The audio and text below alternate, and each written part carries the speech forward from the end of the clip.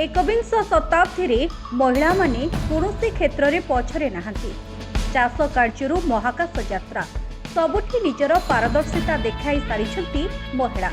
राजनैतिक वाणिज्य देश सेवा सबु क्षेत्र में महिला माने जोड़ी सारी सफलतार फर्त। सेहिभଳି वायुसेना इतिहास रे सफलतार आउ एक नुआ कहानी लिखिछंती तनुष्का सिंह। मात्र 24 वर्ष बयस जैगुआर फाइटर जेट स्क्वाड्रन रे प्रथम महिला पायलट भावे नियुक्ति पाइछंती से। तनुष्का सिंह लखनऊर बासिंदा।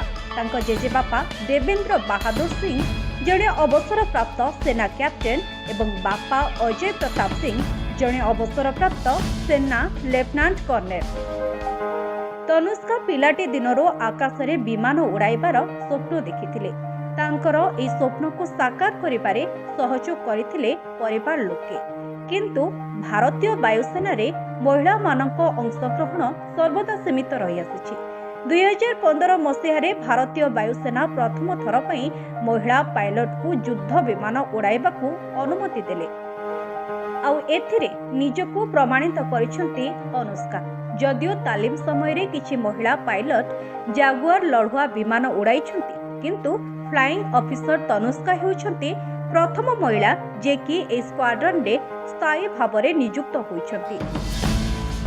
से तमिलनाडुर डुंडीगाल रे थिबा वायुसेना एकाडेमी रु तालीम नेछंती। एहा सह हक MK-132 विमानर पायलट भावे वर्षे स्वतंत्र तालीम नेछंती। वर्तमान से अंबाला एयरबेस कैंप रे नियुक्त थिबा बेले खूब शीघ्र जागुआर स्क्वाड्रन ने सक्रिय ड्यूटी पई रिपोर्ट करिवे। युद्ध विमान उड़ाइबा केवल एक क्यारियर नुहे बरं एक चैलेंजिंग यात्रा। अनेकंकर एथिपई स्वप्न थाए। शारीरिक एवं मानसिक शक्ति और धैर्य सह उपस्थित बुद्धि आवश्यकता थाए।